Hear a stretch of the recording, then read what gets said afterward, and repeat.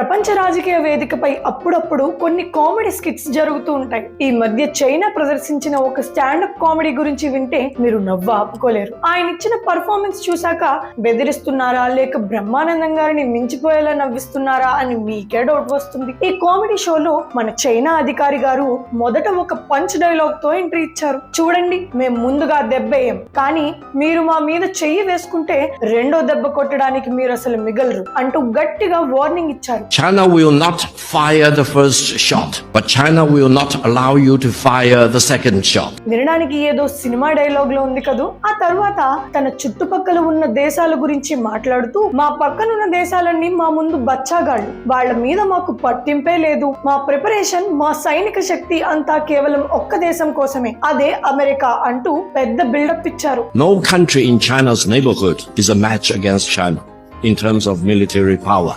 China's military buildup is a matchup against only one country, that is the United States. ఇక అసలు సిసలైన joke ఇక్కడే పేల్చారు. ప్రపంచంలో ఎవరూ చెప్పలేని ఒక పెద్ద అబద్ధాన్ని ఎంతో కాన్ఫిడెంట్ గా చెప్పారు. ప్రస్తుతం ప్రపంచంలో హైడ్రోజన్ బాంబు ఉన్న ఏకైక దేశం మా చైనా మాత్రమే అని ప్రకటించారు. China is the only country with hydrogen. పాపం ఈయన స్కూల్ కి సరిగ్గా వెళ్ళినట్టు లేరు. అమెరికా, రష్యా, ఫ్రాన్స్, బ్రిటన్ దగ్గర ఉన్నవి బహుశా దీపావళి బాంబులు అనుకుంటున్నారేమో. వాస్తవాలు కూడా చూసుకోకుండా అంతర్జాతీయ వేదికపై ఇంత పెద్ద జోక్ వేయడానికి చాలా ధైర్యం కావాలి. ఈయన కామెడీ ఇక్కడితో ఆగలేదు. మా మిసైల్ 20 నిమిషాల్లో ప్రపంచంలో ఏ మూలకైనా చేరుకుని టార్గెట్ ను నాశనం చేస్తుంది అంటూ స్విగ్గీ, జొమాటో డెలివరీ కన్నా ఫాస్ట్ డెలివరీ ఇస్తామని చెప్పారు.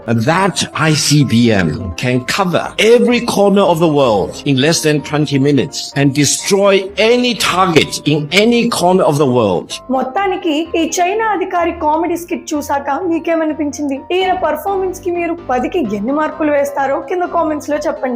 ఈ వరల్డ్ క్లాస్ పొలిటికల్ కామెడీని మీ స్నేహితులందరికీ షేర్ చేయండి. నవ్వు ఆరోగ్యానికి మంచిది కదా.